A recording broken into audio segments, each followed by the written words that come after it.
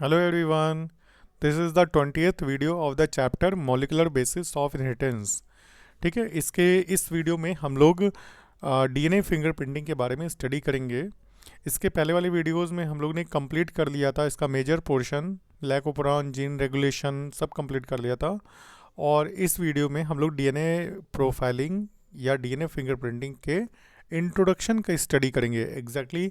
Actually DNA fingerprinting पे दो video हम बनाएंगे, क्योंकि एक वीडियो में इसको कंप्लीट करना पॉसिबल नहीं है और वीडियो बहुत लंबा हो जाएगा। ठीक है, तो चलिए हम लोग इसको फर्स्ट ऑफ ऑल इस वीडियो में हम लोग इसका इंट्रोडक्शन देखते हैं। और डीएनए फिंगरप्रिंटिंग को समझने के लिए बहुत सारे ऐसे टर्म्स हैं, बहुत सारे ऐसे पार्ट्स हैं जो हमको समझना बहुत ज़रूरी है।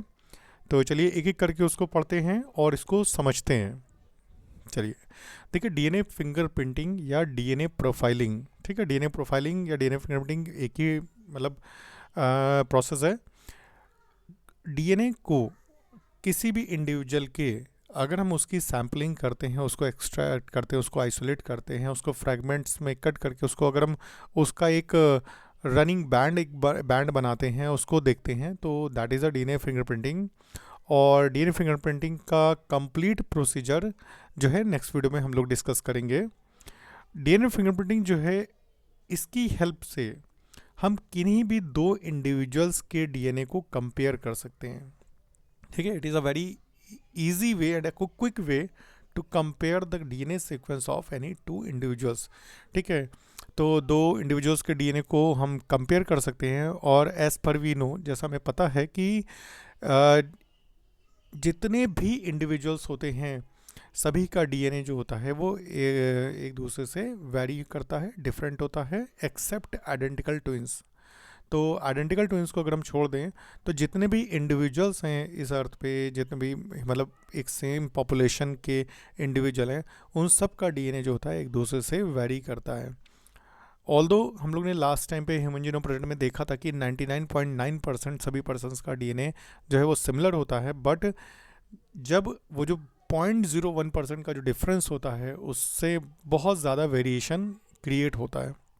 तो उसी वेरिएशन का बेस लेकर के एलेक जेफरी ने 1984 में इस टेक्निक को डेवलप किया था।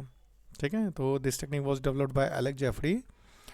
डीएनए फिंगरप्रिंटिंग देखो involves identifying differences in some specific regions in a DNA sequence called repetitive DNA.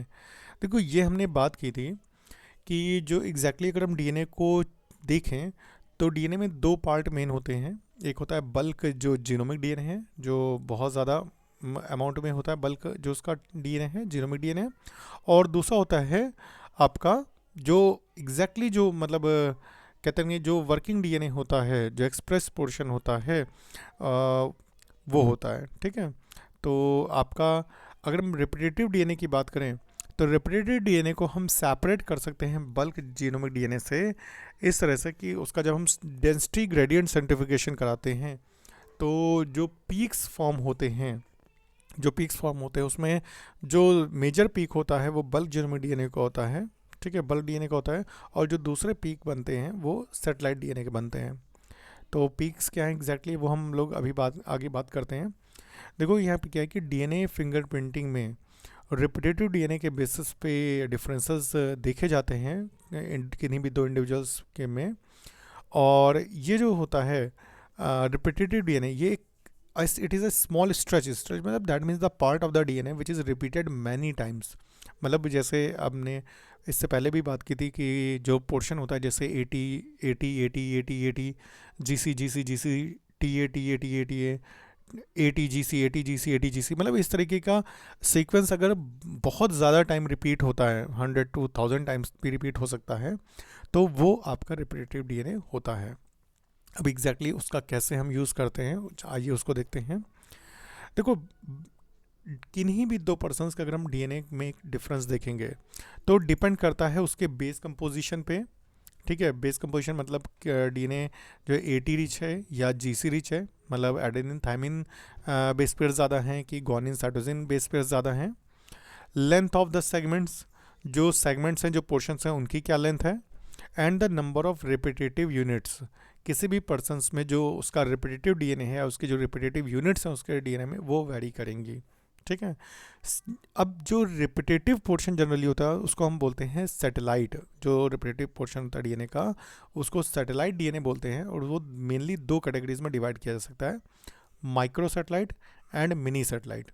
ठीक है, micro satellite and mini satellite.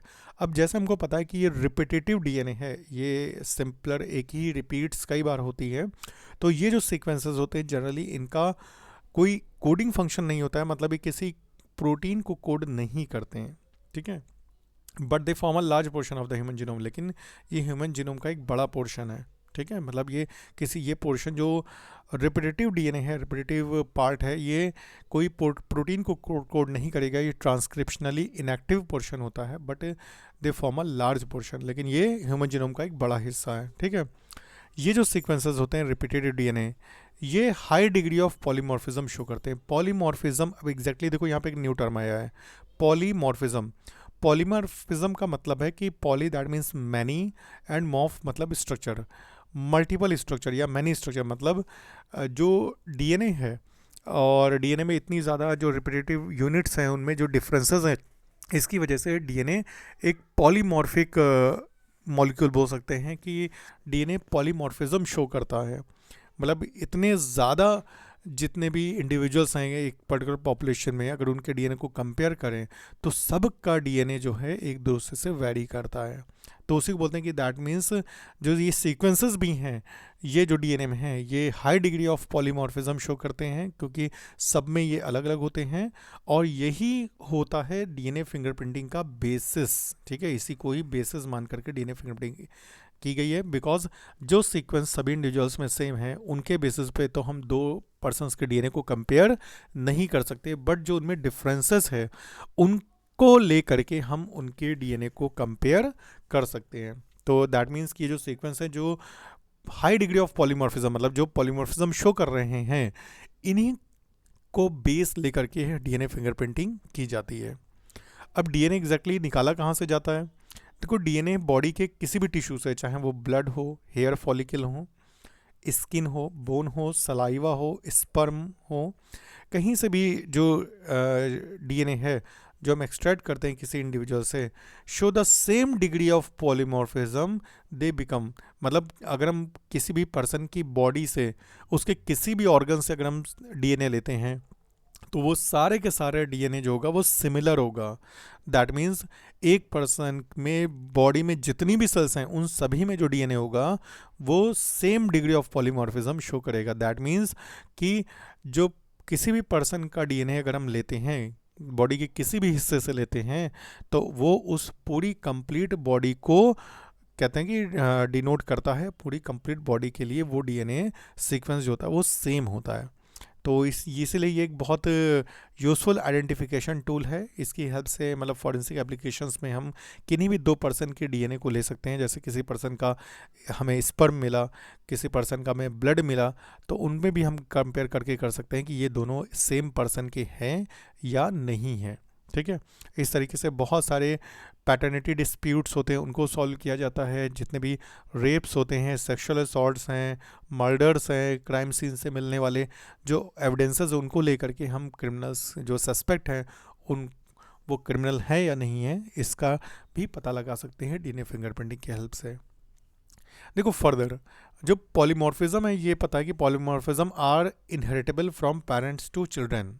ये तो क्लियर है, हम पता है कि भाई ऑब्वियसली जब हमको क्रोमोसोम जो है जिसमें डीएनए होता है वो हमको पेरेंट्स से मिला है, तो दैट मीन्स जो पेरेंट्स में जो टाइप का पॉलीमॉर्फिज्म है वो उस पॉलीमॉर्फिज्म हमारी बॉडी में भी शो होगा, बट 50%। देखो हम लोग को पता है कि 50% क्रोमोसोम हमको मिलते हैं फादर से और 50% मिलते हैं मदर से। दैट मीन्स कि हमारा जो डीएनए जो पॉलीमॉर्फिज्म शो कर रहा है वो सिमिलर होगा हमारे फादर के डीएनए के पॉलीमॉर्फिज्म से काफ़ी हद तक। ठीक है, तो इस तरीके से अगर इन केस कहीं कोई पैटर्निटी डिस्प्यूट है या पैटर्निटी टेस्टिंग होती है डिस्प्यूट के टाइम पे, तो उसको भी डीएनए फिंगरप्रिंटिंग के थ्रू सॉल्व किया जा सकता है।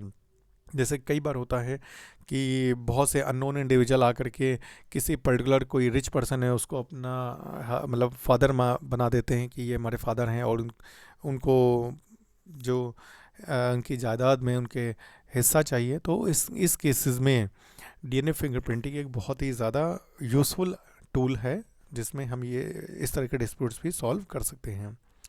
देखो हमें पता है कि as polymorphism in DNA sequence, जो डीएनए सीक्वेंस में जो पॉलीमॉर्फिज्म है, मतलब जो वेरिएशन है, is the basis of genetic mapping of human genome. यही ह्यूमन जीनोम का जेनेटिक मैपिंग का बेस है, as well as of DNA fingerprinting, क्योंकि डीएनए फिंगरप्रिंटिंग इन्हीं सी पॉलीमॉर्फिज्म के बेसिस पे की जाती है।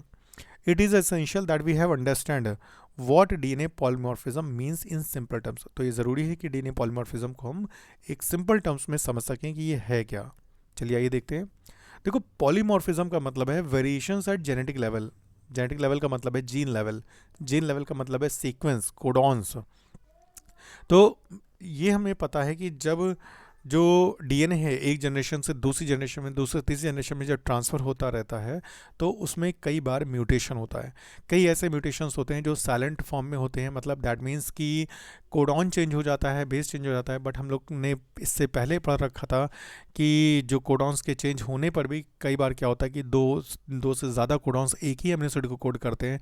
तो इन केस पे वहाँ पे सीक्वेंस तो चेंज हो जाता है, कोडॉन चेंज हो जाता है, बट जो बदला हुआ कोडॉन है वो भी उसी अमीनो एसिड को कोड करता है जो पहले वाला कोडॉन जिस अमीनो एसिड को कोड करा था। तो इस तरीके से ऐसे म्यूटेशन साइलेंट म्यूटेशन कहलाते हैं। तो साइलेंट म्यूटेशन, जो इस तरह के म्यूटेशंस लगातार जनरेशन होते रहते हैं और उनसे हमें कोई निगेटिव हार्म नहीं होता है। तो इस तरीके से हम लोग के जेनेटिक लेवल पे बहुत वेरिएशन आ जाता है। उसको हम एलिलिक सीक्वेंस वेरिएशन भी बोल सकते हैं। इसको हम इन्हीं सीक्वेंस को ट्रेडिशनली, मतलब पहले डीएनए पॉलीमॉर्फिज्म बोलते थे if more than one variant at a locus, मतलब किसी एक पर्टिकुलर लोकेशन पे, मतलब एक लोकेशन पे डीएनए पे एक लोकेशन पे अगर जो एलील है वो डिफ़र कर रहा है, वेरिएशन हो रहा है, कि जैसे हमें पता है कि भाई वेरिएशन ऑब्वियसली अगर हम आई कलर देखें तो आई कलर का एलील कई इंडिविजुअल्स में डिफ़र करता है। किसी में कोई आई कलर का जीन होता है, किसी में कोई आई कलर का जीन है। तो इट मीन्स जो कैरेक्टर्स हैं, जो उनके एलील्स हैं, वो भी वेरी करते हैं, उनके कॉम्बिनेशन वेरी करते हैं। तो इसी को बोलते हैं एलिलिक सीक्वेंस वेरिएशन, मतलब एलील के सीक्वेंस में जो वेरिएशन है और जो चेंजेस हैं जो जब हम किसी दूसरे पर्सन के डीएनए को कंपेयर करते हैं तो उनमें देखते हैं। सिंपल टर्म्स में अगर हम देखें कि जो इनहेरिटेबल म्यूटेशन अभी हमने बात की, ये जो म्यूटेशंस हैं ये लगातार जनरेशन आफ्टर जनरेशन होते रहते हैं। एंड किसी पॉपुलेशन में जब ये हाई फ्रीक्वेंसी में होते हैं, मतलब लगातार कई जनरेशन में आते जा रहे हैं, तो कई जनरेशन बाद वो सारे जो कहते हैं म्यूटेशंस हैं वो एक्यूमुलेट होते हैं। जैसे यहाँ देखिए DNA sequence would be higher as mutations in these sequence may not have immediate effect. अब देखो एग्जैक्टली क्या है कि इनका कोई, इन म्यूटेशंस का कोई इमीडिएट इफेक्ट कोई इंडिविजुअल्स की रिप्रोडक्टिव फर्टिलिटी पे तो पड़ता नहीं है, रिप्रोडक्टिव जो एबिलिटी है उस पर तो पड़ता नहीं है। दैट मीन्स रिप्रोडक्शन में कोई प्रॉब्लम नहीं है, डीएनए एक जनरेशन से दूसरी जनरेशन में जा रहा है। तो हो क्या रहा है कि ये जो म्यूटेशंस है, these mutation keep on accumulating generation after generation, मतलब एक जनरेशन से दूसरी जनरेशन में ये जितने भी म्यूटेशंस हैं ये क्या होते जा रहे हैं, एक्यूमुलेट होते जा रहे हैं, इकट्ठा होते जा रहे हैं। और ये जो म्यूटेशंस हैं जो कई जनरेशन से इकट्ठा हो रहे हैं, ये एक कंप्लीट पॉलीमॉर्फिज्म शो करते हैं। इसी से ही वेरिएबिलिटी या पॉलीमॉर्फिज्म जो है वो डेवलप होता है। ठीक है, तो ये दैट मीन्स अभी हमने ऊपर देखा, देखो जो इनहेरिटेबल म्यूटेशंस हैं अगर वो धीरे धीरे अगली जनरेशन में उनकी फ्रीक्वेंसी बढ़ती जाती है तो उसी को ही हम डीएनए पॉलीमॉर्फिज्म कहते हैं। क्योंकि जितनी बार अगर हम इस अर्थ पे जितने भी इंडिविजुअल्स हैं उनकी बात करें और उनकी अगली जनरेशन की भी बात करें, तो इस एक तरीके से उनका अगर डीएनए वेरी कर रहा है आपस में, तो उनकी अगली जनरेशन का भी डीएनए वेरी करेगा, उनकी अगली जनरेशन का भी डीएनए वेरी करेगा। बट अगर इन केस सेम पेरेंट्स हैं, अगर सेम पेरेंट्स हैं एक जनरेशन के बाद दूसरी जनरेशन, अगर हम एक सेम कहते हैं कि पॉपुलेशन की अगर जनरेशन की बात करते हैं, एक सेम पेरेंट्स की बात करते हैं, उनके पेरेंट्स उनके सन में, तो उनमें जो पॉलीमॉर्फिज्म होगा उसमें काफ़ी हद तक सिमिलरिटी भी होगी। क्योंकि जो भी ऑफ स्प्रिंग्स को जो डीएनए मिला है, जिस भी पॉलीमॉर्फिक फ्रीक्वेंसी का जो डीएनए मिला है वो मिला उसको उसके पेरेंट से है। तो दैट मीन्स इस डीएनए फिंगरप्रिंटिंग का जो एग्जैक्ट जो बेसिस है वो है DNA polymorphism. That means even we know that कि 99.9% DNA is similar to that of all the organisms of a certain population, but we know that 0.01% is there difference and that is the basis for the DNA fingerprinting. और जो repetitive DNA है जो लगातार एक generation से generation में चला जा रहा है, तो वो भी एक बेसिस है डीएनए फिंगरप्रिंटिंग का। देखो लिखा है there is a variety of different types of polymorphism ranging from a single nucleotide chain. मतलब जैसे अभी हमने बात की कि अगर कोडॉन है जैसे AUG, GUC, CUC, तो इसमें अगर किसी एक न्यूक्लियोटाइड के चेंज होने की वजह से होता है, जैसे हम कोई 2% के डीएनए को कंपेयर करें और दोनों में ही पहला कोडॉन AUG है, दूसरा GUC है, तीसरा CUG है, और पांचवा जो कोडॉन है दोनों डीएनए पे, एक डीएनए में है CUC, दूसरे में है CUG, तो इसका मतलब है कि जो फिफ्थ कोडॉन है इसमें पहले वाले पर्सन में है CUC, दूसरे में है CUG, तो दैट मीन्स ये जो G और C का वेरिएशन है इसे हम बोलेंगे SNPs, सिंगल न्यूक्लियोटाइड पॉलीमॉर्फिज्म। इसका मतलब क्या है कि अगर हम किन्हीं 2% के डीएनए को कंपेयर करते हैं तो उनमें कई ऐसी लोकेशन मिलेंगी जिन लोकेशन पे उनमें सिंगल एक न्यूक्लियोटाइड चेंज होगा। किसी में वहाँ पे एक पर्सन में G होगा तो दूसरे पर्सन में A होगा, एक पर्सन में C होगा तो दूसरे पर्सन में वहाँ पे T होगा। तो दैट मीन्स उसे हम बोलते हैं सिंगल न्यूक्लियोटाइड चेंज। और जो सिंगल न्यूक्लियोटाइड चेंज की वजह से जो पॉलीमॉर्फिज्म क्रिएट होता है डीएनए में उसको हम बोलते हैं SNPs, सिंगल न्यूक्लियोटाइड पॉलीमॉर्फिज्म। ऐसा माना जाता है किन्हीं भी 2% के अगर हम डीएनए को कंपेयर करें तो हर 2000 कोडॉन के 2000 सीक्वेंस के बाद 2000 से, मतलब एक एवरेज बता रहे हैं, 2000 सीक्वेंस के बाद एक ना एक स्निप पड़ेगा, एक ना एक सिंगल न्यूक्लियोटाइड चेंज पड़ेगा। अगर हम टोटल डीएनए को कंपेयर करें किन्हीं 2% के तो लगभग 1.4 मिलियन जगह ऐसी होंगी, 1.4 मिलियन जगह ऐसी होंगी जहाँ पे उनमें सिंगल न्यूक्लियोटाइड चेंज दिखेगा। ठीक है, तो दैट इज़ द बेसिस, ये डीएनए पॉलीमॉर्फिज्म का बेसिस है और यही डीएनए फिंगरप्रिंटिंग का भी बेसिस है। तो आई थिंक ये आप लोग को ये चीज़ काफ़ी क्लियर हो गई होगी। इसमें हम अगर हम प्रिंसिपल की बात करें, प्रिंसिपल की भी बात कर लेते हैं इसमें, और प्रोसीजर को फिर हम अगले वीडियो में देखेंगे। देखो इस डीएनए फिंगरप्रिंटिंग की टेक्निक को इनिशियली डेवलप किया था एलेक्स जेफरी ने, जो हम लोग ऑलरेडी पढ़ चुके हैं। उन्होंने सैटेलाइट डीएनए पता है आपको कि जिसमें रिपीटेटिव डीएनए सीक्वेंस होता है, उसको as a probe, satellite DNA को प्रोब की तरह यूज़ किया था, जिसमें very high degree of polymorphism show होता है। जैसे मैंने बताया था कि satellite DNA obviously repetitive units हैं, तो वो हर पर्सन में क्या होंगी, अलग होंगी। It was called a VNTR, और इसे हम VNTR भी बोलते हैं, इसे बोलते हैं variable number of tandem repeats. Variable number मतलब जो जिसका नंबर बहुत वेरी करे, टैंडम रिपीट्स का मतलब जो रिपीट होती रहें, मतलब जैसे 80 GC है, फिर कुछ समय बाद 2-3 हज़ार न्यूक्लियोटाइड के बाद फिर 80 GCC से रिपीट हो गया, फिर उसके 10,000 न्यूक्लियोटाइड के बाद फिर 80 GCC हो गया। दैट मीन्स कि ये जो रिपीट्स होती हैं, जो VNTR हैं, इनके डीएनए पे नंबर वेरी करते हैं और ये रिपीट होंगी, मिलती रहेंगी डीएनए पे। The technique used as earlier, अब इस टेक्निक का यूज़ जो किया जाता है DNA fingerprinting, that is involve in Southern blot hybridisation.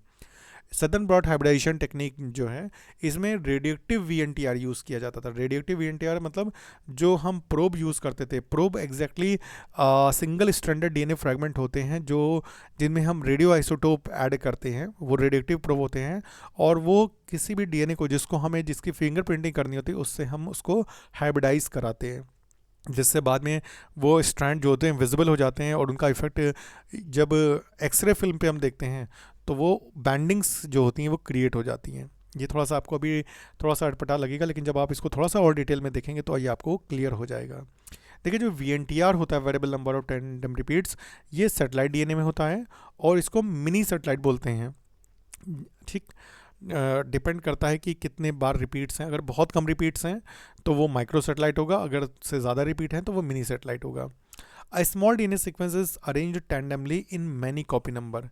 ठीक है, ये अगर हम जो डीएनए देखें तो उसमें जो रिपीटेटिव सीक्वेंस है वो उनके कॉपी नंबर सभी डीएनए में वेरी करते हैं। देखो लिखा है copy number varies from chromosome to chromosome in an individual. अगर हम सिर्फ क्रोमोजोम की बात करें तो भी उनका कॉपी नंबर क्या है, वो वेरी करता है। The number of chromosome repeat show very high degree of polymorphism. और ये जो अभी हमने देखा कि जो रिपीट्स हैं VNTR, ये high degree of polymorphism show करते हैं क्योंकि सभी इंडिविजुअल्स के डीएनए में अलग अलग होते हैं। As a result the size of VNTR varies from 0.1 to 20 KB। मतलब ये 0.1 से 20 KB तक इनके साइज वेरी कर सकता है, किसका, जो है VNTR का। ठीक है, कॉपी नंबर जो है इसका साइज है। तो दैट मीन्स ये जो 20 KB मतलब 20,000 बेस पेयर्स तक ये वेरी कर सकता है। Consequently after hybridization VNTR probe, अब हम VNTR प्रोब जो भी हमने बात की थी कि जो रेडिटिव प्रोब है उसको अगर हम उससे हाइब्रिडाइज कराते हैं किसी भी पर्सन के डीएनए को, तो एक ऑटो रेडियोग्राम मिलता है। ऑटो रेडियोग्राम एग्जैक्टली एक फिल्म टाइप होता है, जैसे ये आपको दिखाते हैं, ये ऑटो रेडियोग्राम है। ठीक है, ये ऑटो रेडियोग्राम है और इस तरीके से सस्पेक्ट ये देखिए आपको राइट साइड में आपको दिख रहा है कि डीएनए सैंपल लिया हमने क्राइम सीन पे, और सस्पेक्ट 1, सस्पेक्ट 2 और सस्पेक्ट 3, तीन जो जिनके ऊपर शक था, 3 इंडिविजुअल्स पे जो, तो तीनों के डीएनए को हमने जब बैंड किया तो क्राइम सीन पे मिलने वाले डीएनए, मतलब जो क्रिमिनल का डीएनए मिला था उसके डीएनए से जब हमने कंपेयर किया तो इन तीनों सस्पेक्ट में कौन एग्जैक्टली क्रिमिनल है इसका पता लग जाता है जब उनके डीएनए सैंपल्स को कंपेयर करते हैं। तो चलिए इसको तो हम स्टेप जब हम इस देखेंगे डीएनए फिंगरप्रिंटिंग के स्टेप्स को, उसके प्रोसीजर को तो हम डिटेल में डिस्कस करेंगे। तो आई थिंक कि आपको क्लियर हो गया होगा कि जो ऑटो रेडियोग्राम है उसमें बहुत सारे बैंड्स दिखते हैं डिफरेंट साइजेस के, और उन्हीं को हम कंपेयर करके ये पता लगाते हैं कि जो डीएनए है वो आपस में मैच कर रहा है या नहीं। तो आई थिंक कि आप लोग को ये जो डीएनए फिंगरप्रिंटिंग है ये क्लियर हुआ होगा, और इससे कोई भी रिलेटेड क्वेश्चंस हो या कोई भी टर्म ना समझ में आ रहा हो तो एग्जैक्टली आप दोबारा मतलब इसको देखिए और इसको बहुत अच्छे से ध्यान से सुनिएगा। इसमें हमने आपकी कंप्लीट एनसीईआरटी को एक्सप्लेन किया है, मतलब आपकी जो एनसीईआरटी जो आपको बहुत टफ लगती है उसका हमने प्रॉपर एक्सप्लेनेशन किया है। जो मेरी जितनी भी सीरीज़ हैं, जितनी भी पूरे सीरीज़ के सभी वीडियोस हैं, उन सभी वीडियोस में अभी हमने एनसीईआरटी का फुल एक्सप्लेनेशन आपको दिया है, जिससे आपके बोर्ड एग्जामिनेशन में और जितने भी कॉम्पिटिटिव एग्जामिनेशन में जैसे नीट है इन सब में आपके मार्क्स अच्छे आए। बाकी हम एक बार फिर से बता देते हैं कि नीट लेवल की सीरीज़ भी बहुत जल्दी ही आपको मिलने वाली है। उसमें हम इसको डिटेल में लेकर के MCQs के बेसिस पे आपको पढ़ाएंगे किस तरीके से MCQs सॉल्व किए जाते हैं और कैसे आप नीट में एक अच्छा स्कोर कर सकते हैं। ठीक है, तो आप ज़रूर कमेंट करिएगा इन केस आपको वीडियो कैसा लगता है, ये कमेंट ज़रूर करिएगा, वीडियो को लाइक करिएगा, चैनल को ज़रूर सब्सक्राइब करिए और अपने फ्रेंड्स को बताइए जिससे उनको भी इसका प्रॉफिट मिल सके। शेयर ज़रूर करिए। ठीक है, चलिए तब तक के thank you all and have a nice day बेटा।